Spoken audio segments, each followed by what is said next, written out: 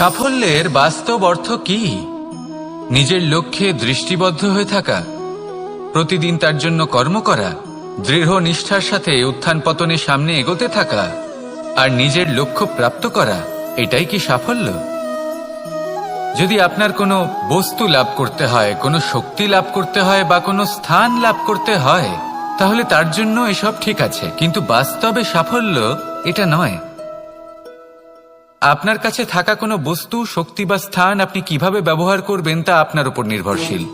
যদি তার সঠিক ব্যবহার আপনাকে করতে হয়, তাহলে উচিত সময় এবং উচিত স্থানে আপনাকে থাকতেই হবে। একে নিয়তিও বলা হয়। এবার ধরুন, এমন কোনো গ্রন্থ আছে যা জ্ঞানের দ্বারা ভরপুর, এমন জ্ঞান যার দ্বারা জীবন বদলে দেওয়া সম্ভব। এবার এই গ্রন্থ যদি এমন কোনো ব্যক্তির হাতে পৌঁছয় যিনি নিরক্ষর, তিনি কি এই গ্রন্থের সদ্ব্যবহার করতে পারবেন? কখনোই নয়। সেই জ্ঞান দিয়ে নিজের আচরণ পাল্টাতে পারবেন? কখনোই নয়।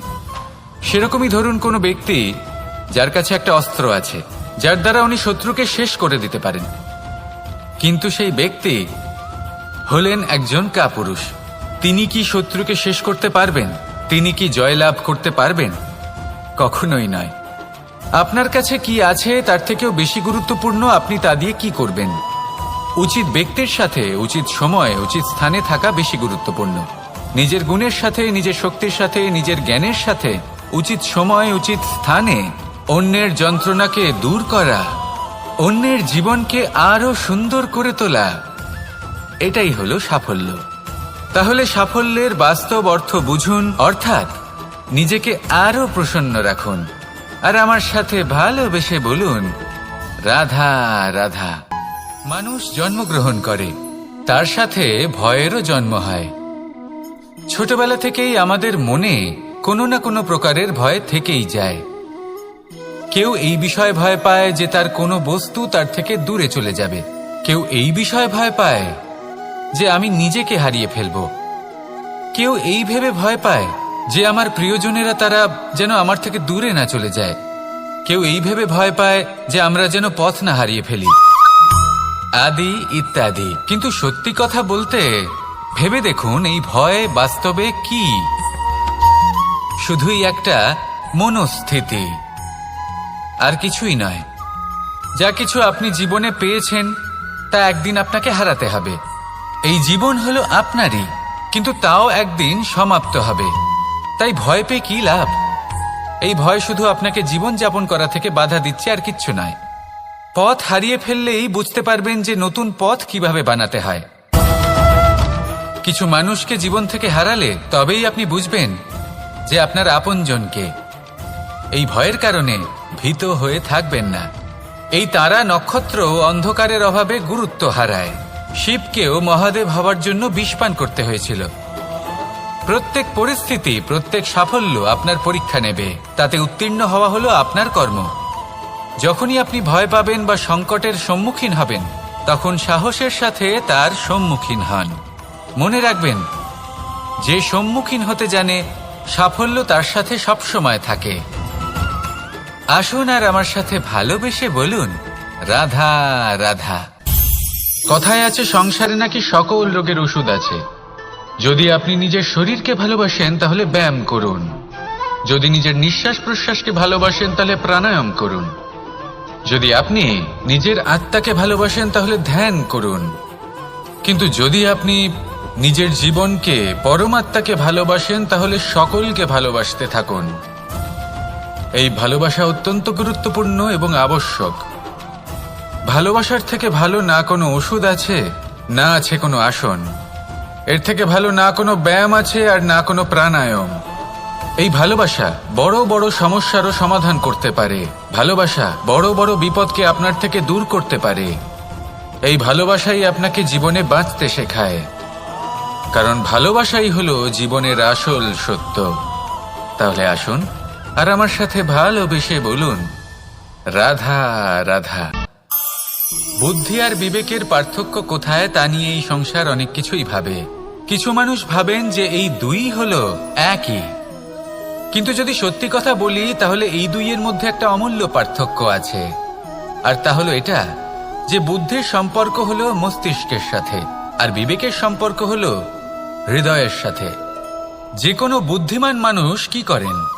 নিজের মতন করে এই সংসারকে বদলে ফেলতে চেষ্টা করেন। একজন বিবেকশীল মানুষ কি করেন?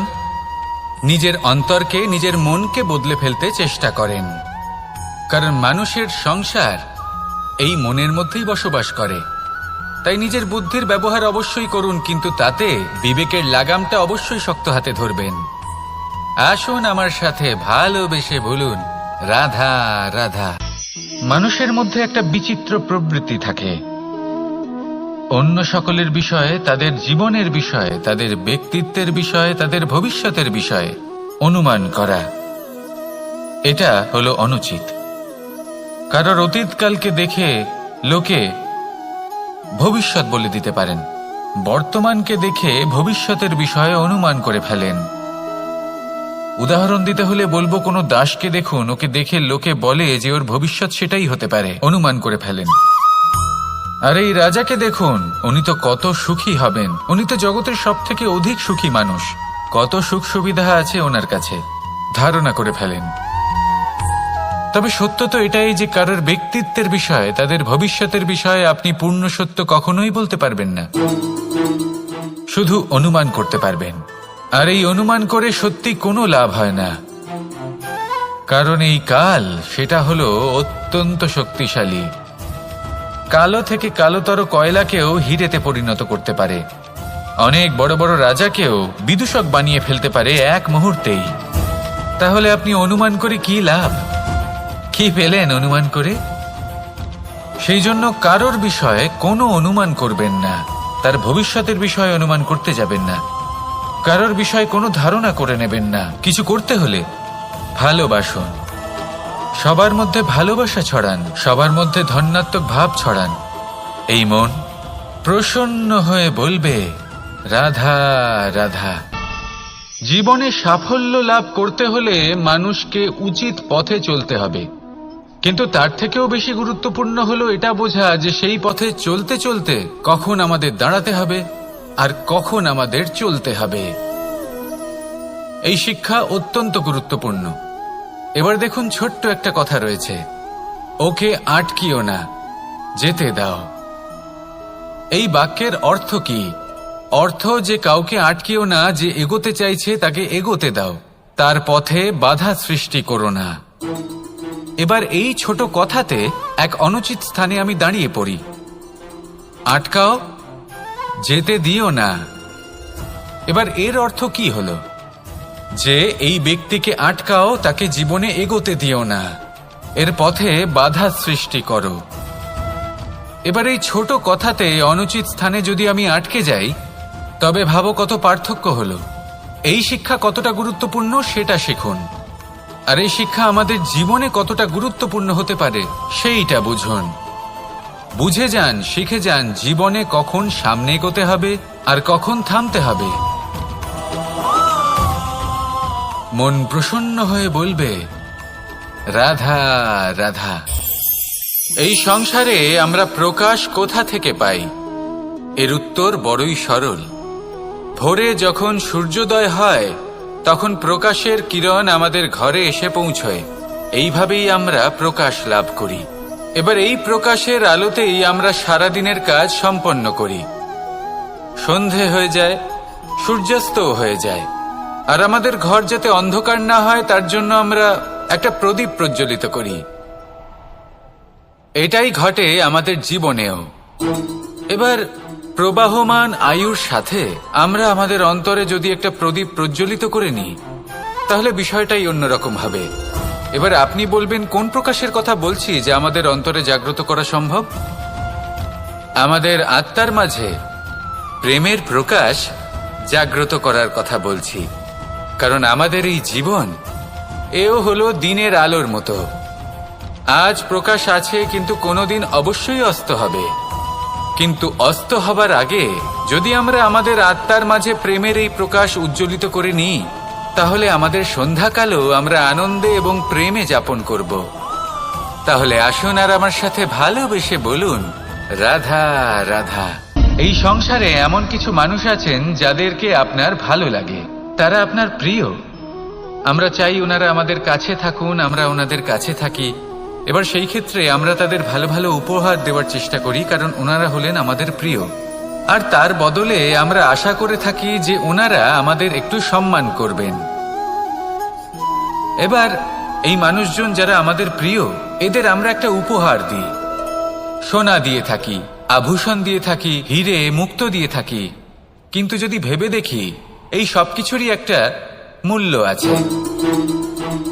ভেবে দেখুন, আপনি কি তাদের এমন কোনো উপহার দিতে পারেন যা কিনা অমূল্য? তা এরকম উপহার কি হতে পারে? ঠিক বলেছেন আপনি, প্রেম। এই প্রেমই হলো অমূল্য, কারণ মন থেকে এর উৎপত্তি হয়। না চেয়ে পাওয়া যায় আর না ছিনিয়ে নেওয়া যায় এই ভালোবাসা।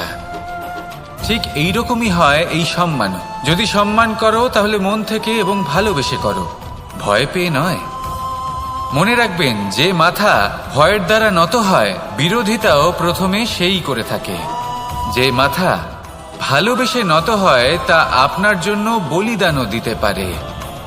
এই সংসারের সব থেকে বড় উপহার, সব থেকে বড় বরদান এই প্রেম এবং সম্মান। তাকে সম্মান করুন আর আমার সাথে ভালোবেসে বলুন, রাধা রাধা। সমস্ত মানুষের জীবন কিছুটা সমান হয়। মানুষ জন্মগ্রহণ করে, তারপর চলতে শেখে, জীবনে এগিয়ে চলে, বার্ধক্য লাভ করে, তারপর সমাপ্ত হয়ে যায়। কিন্তু সেই ব্যক্তিরা কারা যারা প্রকৃত অর্থে মনুষ্য জীবন যাপন করেন? এনারা হলেন সেই ব্যক্তি যারা পড়ে গেলেও আবার উঠে দাঁড়ানোর চেষ্টা করেন, নিজের ভেঙে পড়া অস্তিত্বকে আগলে নিয়ে আবার একটা আকার দেওয়ার চেষ্টা করেন, ভগ্ন আশাকে আবার একটা নতুন দিশা দেন। অসফল হওয়ার পরেও থামেন না, আবার এগোতে থাকেন। অসফল হওয়ার পরে যদি আপনি থেমে যান, তাহলে সাফল্য আপনার সামনে অপেক্ষা করে, কিন্তু আপনি তা দেখতে পান না। তাই জীবনের সংঘর্ষে অংশগ্রহণ করতে শিখুন। জীবনের সংঘর্ষ থেকে পালাবেন না। আসুন আমার সাথে ভালোবেসে বলুন, রাধা রাধা। পরিস্থিতি কখনো এটা ভালো থাকে, আবার কখনো মন্দ হয়ে যায়। কখনো এই পরিস্থিতি আমাদের পক্ষে থাকে, আর কখনো এই পরিস্থিতি অনুযায়ী আমাদের চলতে হয়। কোনো বিকল্প থাকে না। কিন্তু যখনই এই পরিস্থিতি খারাপ হয়ে যায়, তখন কি করা উচিত সেই প্রশ্ন মনে জেগে ওঠে। পরিস্থিতি যখন প্রতিকূল হয়, তখন আমরা কিছু হারালে তা হারিয়ে ফেলি, ঠিক আছে, কিন্তু যা বাকি আছে সেটা আমরা আগলে রাখতে পারি। পরিস্থিতিকে সামলে রাখার চেষ্টা আমরা অবশ্যই করতে পারি, শুধু সেটুকুই আমাদের হাতে রয়েছে। কিন্তু এর থেকেও বড় সমস্যা আছে, অহংকার। কখন প্রবেশ করে আমরা জানতেও পারি না। এই অহংকার আপনাকে বুঝতেও দেবে না যে আপনি সত্যি কিছু হারিয়েছেন। আপনার কিছুই যাবে আসবে না। দেখতে গেলে আকাশের সূর্য নিজের প্রকাশ হারিয়ে ফেলে যখন অন্ধকার ঘনিয়ে আসে। তাহলে আমরা কে হই? ওনার সামনে তো কিছুই নই। এই অহংকার আমাদের দমন করতেই হবে। এটা বিশ্বাস করতে হবে যে এই সমগ্র সৃষ্টিতে আমরা শুধুমাত্র একটা কণা, তার থেকে বেশি আর কিছুই নয়। বিশ্বাস করতে হবে যে আমরা ততটাও বড় নই যে কখনোই কিছুই হারাবো না। এবার যেদিন এই জ্ঞান আপনি আত্মস্থ করে নিজের আচরণ পাল্টাবেন, মনে রাখবেন, সেই দিনই অহংকারকে দমন করতে আপনি পথে অগ্রসর হয়ে পড়েছেন। এই অহংকারকে দমন করুন আর আমার সাথে ভালোবেসে বলুন, রাধা রাধা। বনস্পতি ফলনের জন্য আমাদের কিসের প্রয়োজন পড়ে? একটু ধরিত্রীর, একটু পরিশ্রমের, আর একটা বীজের।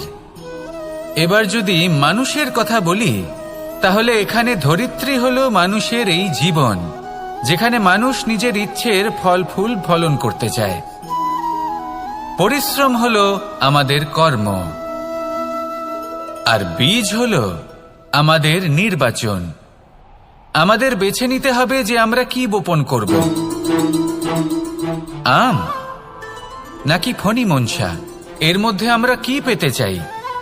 রসালো ফলের ফলন চাই নাকি কাঁটার ফলন চাই, তা আমাদের উপর নির্ভরশীল। কিন্তু একটা কথা ঠিক, লক্ষ্য যেমনই হোক না কেন, জীবন যেমনই হোক না কেন, যদি আপনি লক্ষ্যের দিকে এগোতে থাকেন তাহলে কর্মের সাথে খামখেয়ালি আচরণ করতে পারবেন না। যদি আপনি এমন করেন তাহলে এটা আপনাকে একটা অনুচিত লক্ষ্যে পৌঁছে দেবে, সেটা কিন্তু নিশ্চিত। সবসময় এটা মনে রাখবেন, কর্মের সাথে খামখেয়ালি হবেন অর্থাৎ কর্মফলও আপনার সাথে খামখেয়ালি হবে। তাহলে নিষ্ঠার সাথে কর্ম করতে থাকুন আর নিজের লক্ষ্যকে প্রাপ্ত করুন। আর আমার সাথে ভালোবেসে বলুন, রাধা রাধা। জীবনে এমন কিছু কাজ রয়েছে যা আমাদের কখনোই করা উচিত নয়, যেমন আশা করা। যদি আপনি আশা করেন আর আপনার আশা পূর্ণ না হয়, আপনি খুবই কষ্ট পাবেন। এবার আপনি যদি প্রতীক্ষা করেন, করতেই থাকেন, আর সেই ব্যক্তি যদি না আসে তাহলেও খুব কষ্ট পাবেন। আর হলো তুলনা। আপনি যদি তুলনা করতে যান তাহলে এটাই ভাববেন যে হয় আমি বা অন্য কোনো ব্যক্তি, এই দুজনের মধ্যে কোনো এক ব্যক্তি নিকৃষ্ট। আর এই ভাবনাটাই হলো অনুচিত। যদি আমরা কথা বলি সেই সব বিষয়ে যা আমাদের করা উচিত, যেমন পরীক্ষা। এই পরীক্ষা সবসময় আমাদের আরো সফল করে তোলে, আরো শ্রেষ্ঠ করে তোলে, আরো উৎকৃষ্ট করে তোলে। আসন্ন মহাসংগ্রামের জন্য আমাদের প্রস্তুত করে তোলে এই পরীক্ষা। তাই এই পরীক্ষার থেকে কখনোই পালাবেন না, এর সম্মুখীন হন। আর হলো কর্ম। কর্ম করা কখনোই বন্ধ করবেন না। তুলনা করার বদলে কর্ম করুন, প্রতীক্ষা করার বদলে কর্ম করুন, আর আশা করার বদলে কর্মই করুন। জীবন সফল হয়ে যাবে। দেখুন, সবার শেষে সত্যি বলতে এই কর্ম আর এই পরীক্ষা, এই দুই আমাদের জীবনকে সুখী করে তুলতে পারে। আসুন আর আমার সাথে ভালোবেসে বলুন, রাধা রাধা। এই জীবন কিভাবে বদলানো সম্ভব? কিছু মানুষ বলেন যে নিরন্তর কাজ করলে, পুরুষার্থ পালন করলে এই জীবন বদলে ফেলা সম্ভব। আজ আমি আপনাকে বোঝাবো যে এক মুহূর্ত, সময় আর সিদ্ধান্ত কতটা গুরুত্বপূর্ণ হয়। এক মুহূর্তই যথেষ্ট। একটা মুহূর্ত এত শক্তিশালী হতে পারে যে তা আপনার সমগ্র জীবন পাল্টে দিতে পারে। এমন এক সময় ছিল শ্রীরামের কাছে, যখন ওনাকে সিদ্ধান্ত নিতে হয় যে উনি নিজের পিতার আদেশ পালন করতে বনবাসে যাবেন নাকি যাবেন না। উনি সেই আদেশ পালন করেছিলেন, তারপর সময় অনুসারে উপযুক্ত সিদ্ধান্ত নিলেন। আর আজ সকলের মনে বসবাস করেন শ্রীরাম। আর অন্যদিকে আছে রাবণ। ওনার কাছে একটা সময় ছিল, একটা সুযোগ ছিল নিজের প্রারব্ধকে শুভ করে তোলার। উনি ভুল করলেন আর মৃত্যু লাভ করলেন। নির্বাচন সবসময় আপনার হাতে, শুধু আপনাকে সময়কে বুঝতে হবে, সেই মুহূর্তকে বুঝতে হবে আর উচিত সিদ্ধান্ত নিতে হবে, ব্যাস। বুঝতে শিখুন এই সময়ের দাবি কি, বুঝতে শিখুন এই সময়ের ইচ্ছে কি, আর উচিত সিদ্ধান্ত নিন। আর আমার সাথে ভালোবেসে বলুন, রাধা রাধা। মানুষের শরীর থেকে যা কিছু নির্গত হয় সবই পচনশীল, তা থেকে দুর্গন্ধ বেরোয়, একটা ঘৃণাবোধ জন্ম নেয়। আমাদের রক্ত হোক, অবশিষ্ট হোক, ঘাম হোক, নিঃশ্বাস হোক, আবার এমনকি যখন আমরা মনুষ্য শরীর ত্যাগ করি তারপরেও এই শরীরেও পচন ধরে, তার থেকে দুর্গন্ধ বেরোয়। কিন্তু বিষয়টা হলো এটা আমাদের হাতেই নেই। তাহলে আমাদের হাতে কি রয়েছে? আমাদের কর্ম, আমাদের উদ্দেশ্য আর আমাদের বাণী। যদি এইগুলো শুভ রাখেন তাহলে শুধু নিজে সুগন্ধিত থাকবেন না, এই সমগ্র সংসারকে সুগন্ধিত করে তুলবেন। কথায় আছে যে বাণীর থেকে অধিক মূল্যবান আর কিছুই নেই। সেই জন্য যে কোনো কথা বলার আগে নিজের শব্দকে নিজের মনের তুলাদণ্ডে মেপে দেখুন, তারপরে তার প্রয়োগ করুন। কখনো কখনো এমনও হতে পারে যে আপনার কথা কারোর জীবনে আশীর্বাদ হয়ে দাঁড়ালো, যার দ্বারা হয়তো সে শক্তি এবং প্রসন্নতা লাভ করলো। আবার এমনও হতে পারে যে আপনার কথা হয়তো কারোর মনে এমন আঘাত দিল, সে সেই আঘাত কোনোদিনও ভুলতে পারল না। আসুন আমার সাথে ভালোবেসে বলুন, রাধা রাধা। ইচ্ছে এবং চেষ্টা, এই দুই মানুষের মধ্যে আছে। কিন্তু এই দুইয়ের মধ্যে সামঞ্জস্য থাকা খুব প্রয়োজন। আপনার যা ইচ্ছে সেটা পূর্ণ করার জন্য চেষ্টার প্রয়োজন তো অবশ্যই। আপনি যে স্বপ্ন দেখেন সেটা পূর্ণ করার জন্য নিদ্রা ত্যাগ করে চেষ্টা করা অত্যন্ত প্রয়োজনীয়, নয়তো এই স্বপ্ন কখনোই পূর্ণ হবে না। যদি আপনি কোনো প্রশ্নের উত্তর চান তাহলেও আপনাকে চেষ্টা করতেই হবে। জীবনে যদি সামনে এগোতে হয় তাহলে পাকে কষ্ট দিয়ে সামনে এগোতে হবে, চেষ্টা অবশ্যই করতে হবে। যদি আপনি চেষ্টা না করেন, পরিশ্রম না করেন, তাহলে এই সংসার আপনাকে পেছনে ফেলে সামনে এগিয়ে যাবে। নিজের ইচ্ছেগুলিকে মন থেকে বাস্তবে আনুন আর চেষ্টার দ্বারা তাকে সার্থক করুন। এই মন প্রসন্ন হয়ে বলবে, রাধা রাধা। জীবনে কখনো সাফল্য আসে, আবার কখনো অসফলতা, কখনো আশা পাওয়া যায়, কখনো নিরাশা, কখনো জয় লাভ করি, আবার কখনো পরাজয়। এর পেছনের কারণটা জানা অত্যন্ত প্রয়োজনীয়। যদি আমি পরাজয়ের কথা বলি, যখনই আমরা পরাজয় লাভ করি আমরা ভাবতে থাকি যে এমন কেন হলো? আমাদের শত্রু কি বেশি শক্তিশালী ছিল, নাকি আমাদের নীতিতে কোনো খামতি ছিল? এই সমস্ত কারণের পেছনে খুব বড় একটা কারণ থাকে, আর সেই কারণ আমাদের অন্তরে সুপ্ত থাকে। ধরে নিন একটা পথ, তাতে আপনি চলছেন, সেই পথ কাঁটায় পরিপূর্ণ, কিন্তু আপনি পাদুকা পরে রয়েছেন আর আপনি হেঁটে সামনে এগিয়ে যান। এবার এমন একটা পথ এলো যা পুষ্পে ঢাকা, আর আপনি পাদুকা পরে রয়েছেন, কিন্তু আপনার পাদুকাতে একটা পাথর আটকে গেল। তখন দু পা হাঁটাও খুব কঠিন হয়ে পড়ে। এই সংসারের যে কোনো শক্তি আপনাকে পরাস্ত করার পূর্বে আপনি জানেন কে আপনাকে পরাস্ত করতে পারে? আপনার অন্তরের দুর্বলতা, আপনার অন্তরের সেই সুপ্ত শত্রু। আর সেই জন্য ইতিবাচক মনোভাব গুরুত্বপূর্ণ হয়ে পড়ে। ভালো মানুষদের সাথে থাকুন, সৎসঙ্গে থাকুন, বন্ধুত্ব করুন, ভালোবাসুন। এই ভালোবাসা এত শক্তিশালী এক অস্ত্র যাকে ব্রহ্মাস্ত্র পরাস্ত করতে পারে না। এই সমস্যারূপী পাথর কিছুই নয়। আসুন আমার সাথে ভালোবেসে বলুন, রাধা রাধা। এই জীবন আসলে কি? আমরা কারা? আমাদের অস্তিত্ব আসলে কি? পঞ্চতত্ত্ব দ্বারা নির্মিত আমাদের এই শরীর, আর এর মধ্যে পরমাত্মার একটি অংশ আত্মারূপে বসবাস করে। আর যখন এই জীবন সমাপ্ত হবে তখন আমাদের আবার এই পঞ্চতত্ত্বের মধ্যে বিলীন হয়ে যেতে হবে। এটাই সত্য।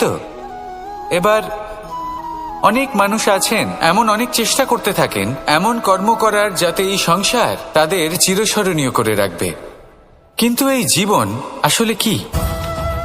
সেই সময় যখন আমরা নিঃশ্বাস নিই, আমাদের হৃৎস্পন্দন হয়, আমরা যে মুহূর্তগুলো যাপন করি, এবার এই মুহূর্তগুলিতে আমরা কি করব সেটা অত্যন্ত গুরুত্বপূর্ণ। আমরা কি অহংকার করব নাকি পরোপকার করব? এই সৃষ্টিকে বেঁধে রাখার চেষ্টা করব নাকি নিজেকে উন্নত করে তোলার চেষ্টা করব?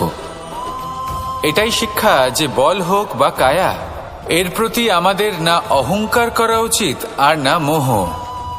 শুধু প্রত্যেকটা মুহূর্ত প্রেমময় হয়ে বাঁচুন আর ভালোবেসে বলুন, রাধা রাধা। এই সংসারের সব থেকে বড় শক্তি আসলে কি? দৈহিক শক্তি, ভৌতিক শক্তি, রাজনৈতিক শক্তি, স্বর্ণের শক্তি, বিদ্যার শক্তি নাকি মায়ার শক্তি, ভক্তির শক্তি নাকি নিরাশক্তির শক্তি? এই সংসারের সব থেকে বড় শক্তি হল হাসি মুখের। যদি আপনি এবং আমি এমন কোনো সময় হাসতে পারি যেখানে মুখে হাসি আসা প্রায় অসম্ভব, তাহলে বিশ্বাস করুন এই সংসারে কেউ আপনাকে ভাঙতে পারবে না।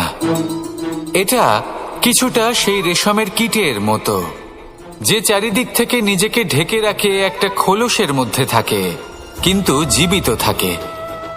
এই হাসি মুখ এটা শুধুমাত্র একটা আবেগ নয়, এটা সংসারের যে কোনো অভাব দূর করে।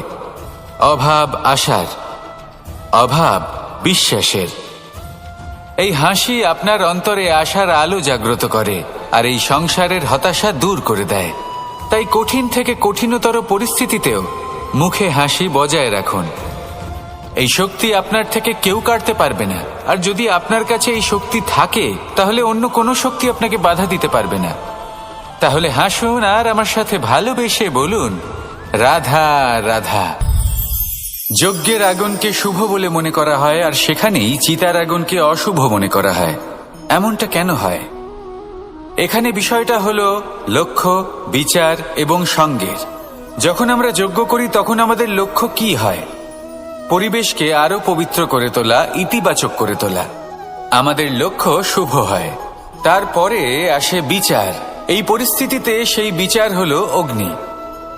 স্ফুলিঙ্গ থেকে তীব্র আকার ধারণ করে সমস্ত কাঠকে পুড়িয়ে দেয় এবং সুগন্ধ ছড়িয়ে দেয়। অর্থাৎ যদি আপনার লক্ষ্য শুভ হয় তাহলে তা নিজেই শুভ বিচারধারাকে আমন্ত্রণ জানায়। এই শুভ বিচার তখনই আসবে যখন আপনার সংকল্প শুভ হবে। অন্যদিকে হলো চিতার আগুন। এর লক্ষ্য কি? একটা দেহকে পরধামে পৌঁছে দেওয়া। সবার শেষে সবকিছু আপনার উপরে নির্ভরশীল যে আপনি কোনটা চয়ন করতে চান।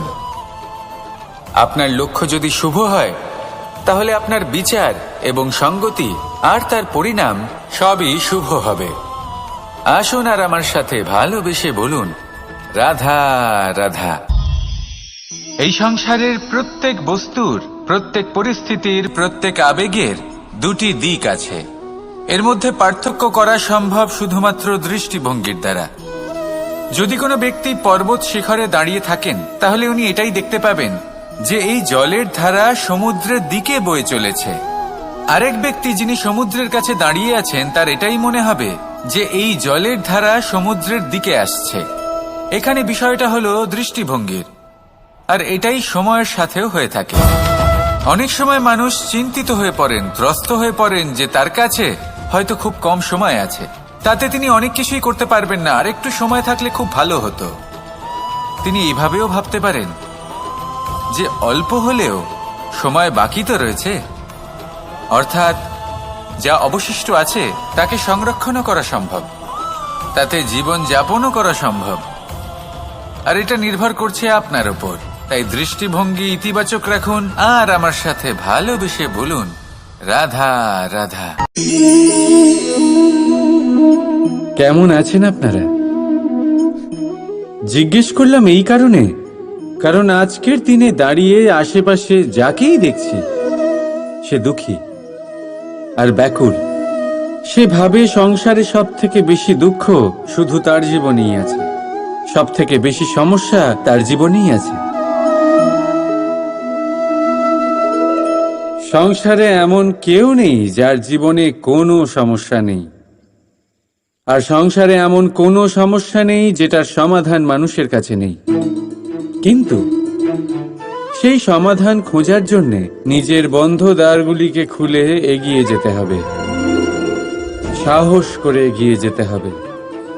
কিন্তু কিছু মানুষ কি করেন? নিজের মাথায় হাত দিয়ে কোনো এক কোণায় বসে নিরাশ হয়ে নিজের ভাগ্যকে তিরস্কার করেন। না, এটা কখনোই করবেন না। কর্ম করুন, এগিয়ে যান, সাহস দেখান, আর সব থেকে জরুরি কথা, সংযম হারাবেন না। কারণ আপনার লক্ষ্য যতই কঠিন হোক না কেন, সেটা অবধি পৌঁছানোর রাস্তা আপনার পায়ের তলা দিয়ে সর্বদাই যাবে। রাধা রাধা। আপনি এরকম অনেক লোককেই নিশ্চয়ই জানেন যারা ভোরবেলা উঠে স্নান করে প্রার্থনা করে না নিজের পথ দেখতে পায়, না নিজের লক্ষ্য। এই কারণে নিজের বিশ্বাস হারিয়ে ফেলে সে, আর এই কারণে ভয় পেয়ে যায়। চলুন আপনাকে আরো একটা প্রশ্ন করি। এই সংসারে কি এতটাই অন্ধকার আছে যে এই প্রদীপের অস্তিত্ব লুকিয়ে রাখতে পারে? না, উল্টে এই প্রদীপ অন্ধকারকে আহ্বান জানায়। নিজে জ্বলে সংসারকে আলোকিত করে এই ছোট্ট প্রদীপ। এবারে যখন এই ছোট্ট প্রদীপ অন্ধকারকে ভয় পায় না, তাহলে আপনি কেন অসফলতাকে ভয় পান? আপনার অন্তরে একটা অমর আত্মা আছে, শুধু দরকার ওই আত্মাকে জাগিয়ে তোলা। নিজের অন্তরের এই আত্মাকে জাগ্রত করে দেখুন, সব স্পষ্ট দেখতে পাবেন। রাধা রাধা। ক্রোধ ক্রোধ কি সেটা কে না জানে। সব আয়ু, সব বর্গ, সব শ্রেণীর মানুষের ক্রোধ অনুভব করা হয়ে গেছে। এমনকি কারোর কারোর তো পরিচয়টাই এইভাবে দেওয়া হয় যে, কিন্তু এই ক্রোধ কি করতে পারে সেটা খুব কম লোকে জানে। ক্রোধ কিছুটা এরকম, কোনো জ্বলন্ত পাথরকে ধরা আর সেটা কারোর দিকে ছোড়া। এবার এটার পেছনে আমার ইচ্ছে থাকে সামনের জনকে জ্বালানো, কিন্তু তার আগে তো আপনার নিজের হাত জ্বলে যাবে। তাই মনে রাখবেন, যখনই আপনি কারোর উপরে ক্রুদ্ধ হবেন, সর্বপ্রথম সেটা আপনার বিনাশের কারণ হয়ে দাঁড়াবে। আমি বলি, যখন এই সংসারে করার জন্য প্রেম আছে, তাহলে ক্রোধ করার কি দরকার? প্রেম করুন। এই প্রেম সবার সাথে ভাগ করে নিন আর ভালোবেসে বলুন, রাধা রাধা। বেশিরভাগ সময় আমাদের কাছে একটা অজুহাত থাকে। আমাদের মনে হয় যে এই সংসারে এসে আমরা কি করব? যা আমরা করতে চাই সেটা তো আগেই কেউ করে ফেলেছে। আমাদের কাছে তো করার মতো কিছুই নেই। যদি আপনাকে উদাহরণ দিই, এই পুজোর থালাগুলো দেখুন, আগে থেকেই সব কিছু সাজিয়ে রেখে দেওয়া হয়েছে এখানে। এবার আমরা ভাববো যে এরপর আর কি করার আছে, সবকিছু তো আগে থেকেই হয়ে গেছে। এবার এখানে সমস্যা কর্তব্যের মধ্যে নেই, এখানে সমস্যা আমাদের চিন্তাধারায়। আমরা এটা চিন্তা করতে সময় কাটিয়ে দিই যে কি হয়ে গেছে। আমাদের এটা চিন্তা করা উচিত যে কি করা এখনো বাকি আছে, যাতে আমরা যোগদান করতে পারি।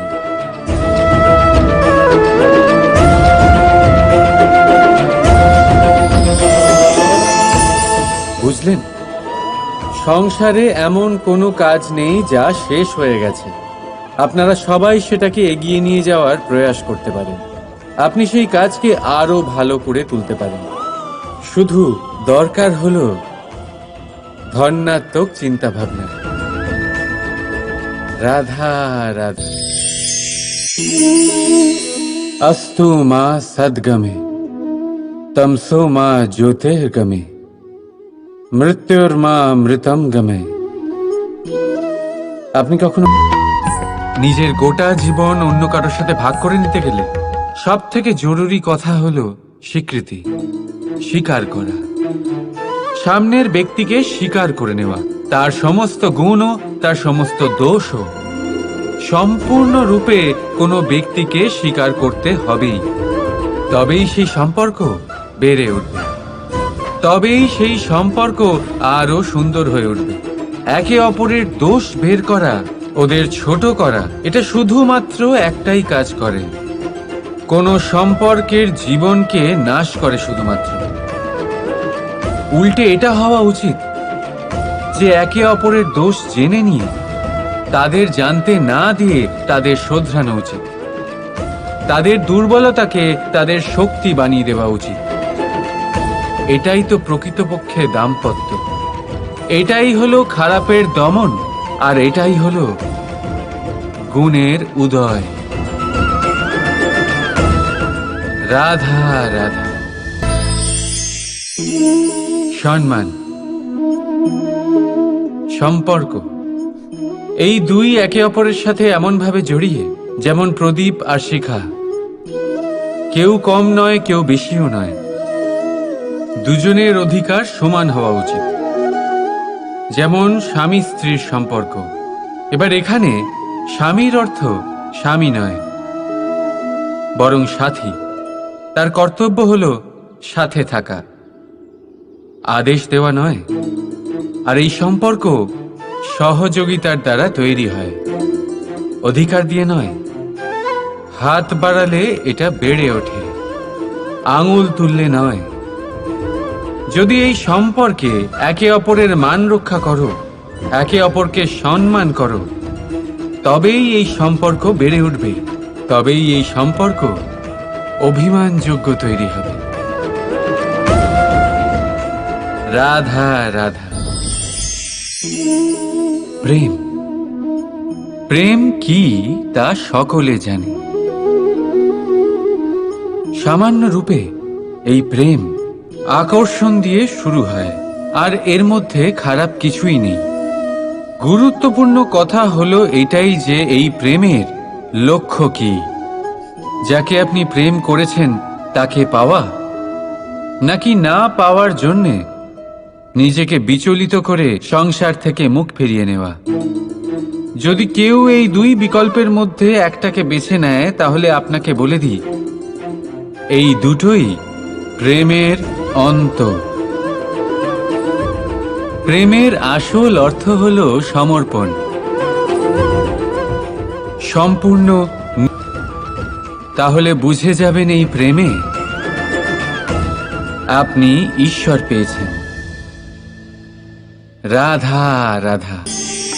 প্রেম,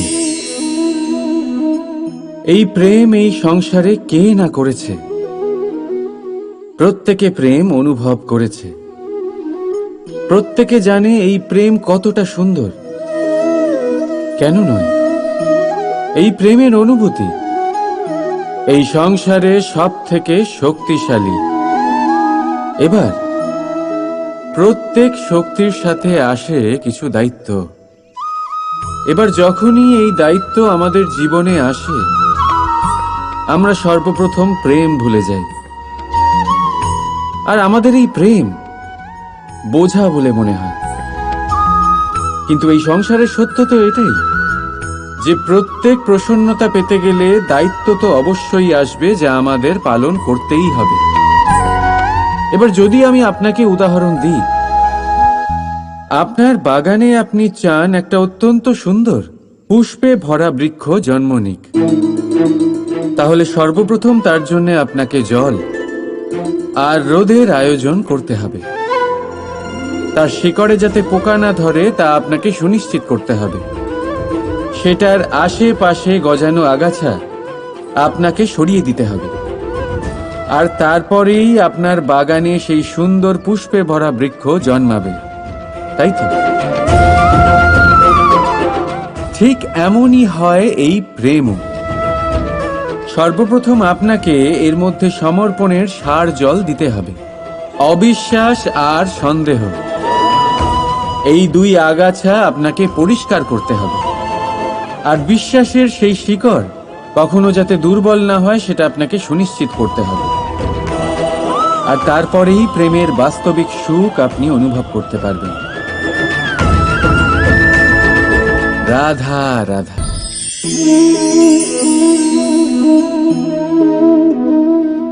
কাঁকড় এতই ছোট যে আঙুলের মাঝে ধরা যায়।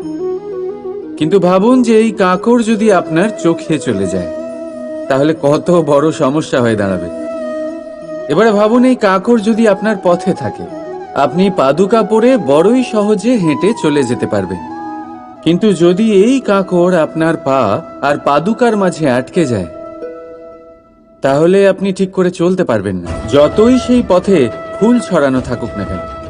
তার মানে আপনি বাইরের সমস্যা এবং প্রতিকূলতার সাথে লড়তে পারবেন, ভেতরের নয়। ভেতরের সমস্যার সাথে লড়াই করা ভীষণ কঠিন। সেই জন্য সবার আগে ভেতর থেকে আপনি শক্তিশালী হয়ে উঠুন, ভেতর থেকে পরিপূর্ণ হয়ে উঠুন। তবেই আপনি সংসারের সমস্ত সমস্যার সাথে লড়াই করতে পারবেন, আপনি বিজয়ীও হতে পারবেন। রাধা রাধা। ভুল সবার দ্বারাই হয়, সুযোগও সবাই পায়, শুধুমাত্র শিক্ষা দেওয়ার জন্য হয়। রাধা রাধা।